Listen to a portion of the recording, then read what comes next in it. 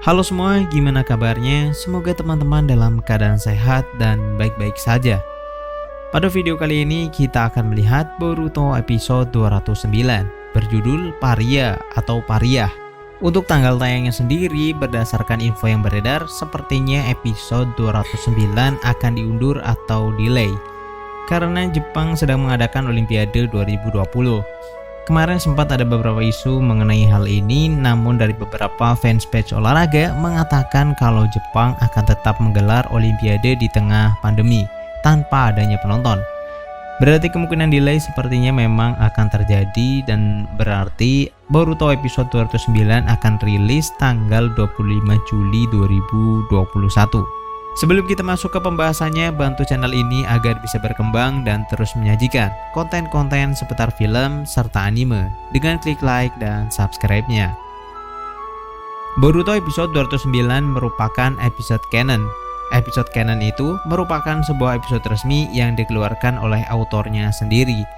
Jadi jalan ceritanya akan tetap berhubungan dengan episode sebelumnya, walaupun episode tersebut sebenarnya tidak diceritakan secara detail di dalam manganya.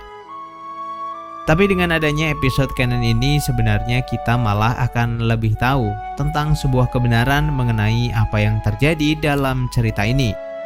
Atau bisa dikatakan ini merupakan sebuah informasi tambahan. Berbeda dengan filler yang mana filler itu ceritanya memang tidak berhubungan sama sekali dengan alur ceritanya. Nah, sekarang kita kembali ke alurnya.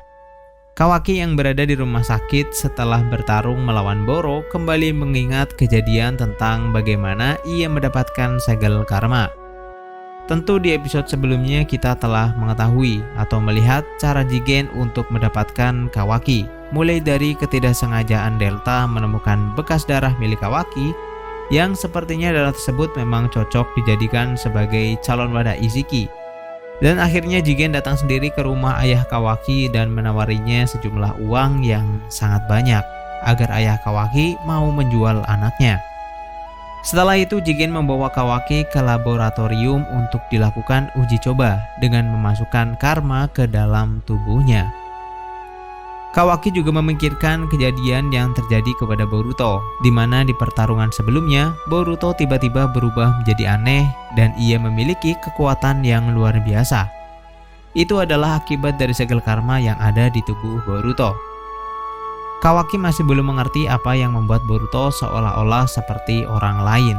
Ditambah lagi, Boruto tidak mengingat apapun tentang kejadian tersebut.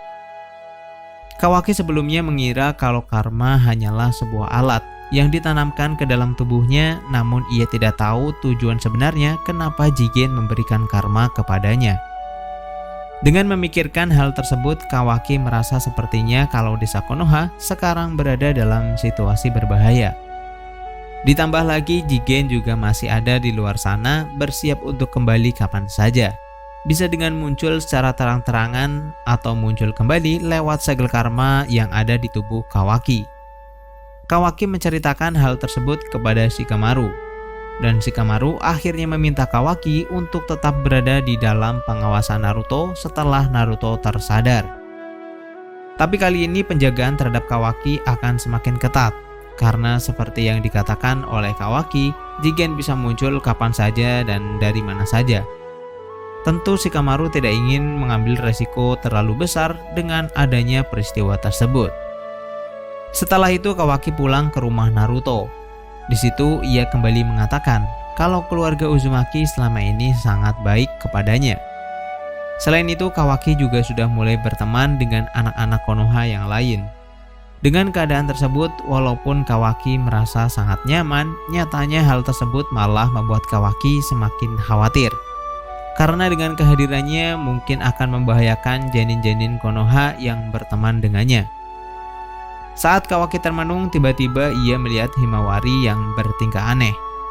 Tingkah Himawari ini memang tidak dijelaskan secara detail apa yang dilakukan oleh Himawari sehingga membuat Kawaki terheran-heran. Nah, episode ini berjudul Pariah atau Paria. Pariah itu sendiri merupakan sebuah kasta dalam masyarakat Hindu yang mana orang-orang yang berada di dalam golongan tersebut dianggap hina atau bahkan tidak diakui. Jadi di episode 209 ini sepertinya akan menceritakan tentang masa lalu Otsutsuki, yang mana dalam dunia Otsutsuki juga terdapat sebuah kasta kehidupan, yaitu kasta atas dan kasta bawah. Di dalam serial Naruto, sejarah mengenai klan Otsutsuki masih sangat misterius. Namun di serial Boruto ini, sedikit demi sedikit kita bisa mulai mengetahuinya. Nah, sekarang Mimin akan menjabarkan sedikit tentang hubungannya antara Paria dengan Otsutsuki. Jadi setiap Otsutsuki dikirim untuk memanen buah cakra yang nantinya akan berubah menjadi pohon Shinju ke setiap planet yang ada di alam semesta. Lalu kemudian memanen buah cakra tersebut. Setiap Otsutsuki yang datang ke suatu planet pasti tidak sendirian. Biasanya ada 2 orang. Contohnya saja Otsutsuki pertama yang diceritakan dalam Naruto yang datang ke bumi adalah Ishiki yang merupakan golongan atas dan Kaguya yang merupakan golongan bawah. Selain itu ada Momoshiki dan Kinshiki. Walaupun sebenarnya status Momoshiki belum dikonfirmasi apakah ia termasuk golongan atas, selain itu Momoshiki juga mengatakan kalau Kinshiki merupakan ayah angkatnya. Namun dalam kisah sebelumnya yang ada di Boruto The Movie, sepertinya Momoshiki terlihat lebih berkuasa daripada Kinshiki. Selain itu di episode yang lalu di monumen batu milik Otsutsuki, simbol milik Momoshiki sepertinya berada di atas Kinshiki, yang menandakan kalau Momoshiki adalah golongan atas. Di dalam ceritanya, Otsutsuki yang menjadi kasta rendah berfungsi atau dijadikan sebagai tumbal Jubi. Sedangkan Otsutsuki kasta atas bertugas untuk memanen buah cakra dan memakannya, yang membuat Otsutsuki tersebut menjadi lebih kuat. Oke, kita akan membahas ini lebih detail. Buah cakra ini tumbuh dari sebuah pohon yang disebut pohon Shinju. Bibit dari pohon ini adalah sebuah monster bernama Jubi. Namun Jubi tidak akan berubah menjadi pohon kalau ia tidak memakan tumbal seorang Otsutsuki. Yang mana dalam kenyataannya Otsutsuki kasta bawahlah yang selalu dijadikan tumbal.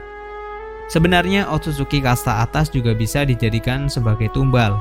Namun tatanan hierarki klan Otsutsuki sudah jelas yang membuat kasta rendah selalu menjadi korbannya. Tapi sebenarnya tumbal untuk Jubi bisa menggunakan seorang manusia. Namun ada beberapa syarat yang harus dipenuhi. Contohnya, manusia tersebut merupakan wadah dari karma dan telah bertransformasi menjadi Otsutsuki minimal 80%. Itulah kenapa Ishiki membutuhkan tubuh Boruto untuk diberikan kepada Jubi. Nah, mungkin kalian juga penasaran bagaimana Jubi di era Naruto atau milik Kaguya bisa tumbuh menjadi pohon Shinju tanpa bantuan tumbal Otsutsuki. Mimin juga sebenarnya penasaran dan mencari beberapa artikel yang sepertinya itu relevan. Jadi menurut info-info yang Mimin kumpulkan, ada beberapa teori mengenai hal tersebut. Salah satunya adalah pohon Shinju di era Kaguya menggunakan manusia sebagai tumbal atau menyerap cakra manusia di seluruh bumi untuk bisa menumbuhkan pohon Shinju dan kemudian memanennya. Di era Boruto memang dijelaskan kalau Jubi membutuhkan Otsutsuki sebagai tumbal. Dan sepertinya itu hanya untuk mempercepat prosesnya saja. Jika menggunakan tumbal manusia harus membutuhkan waktu yang lebih lama dan juga cakra yang sangat besar. Di dalam Boruto episode 174, pohon Shinju milik Victor juga mencoba menyerap cakra manusia untuk bisa berbuah dan panen tanpa menggunakan Otsutsuki sebagai tumbalnya. Namun ia menggunakan sel Hashirama sebagai tambahannya, walaupun pada akhirnya hal tersebut juga gagal. Dan spoiler untuk Boruto episode 209 berakhir sampai di sini. Bagaimana pendapat kalian mengenai episode tersebut? Komen di bawah dan sampai jumpa di episode selanjutnya.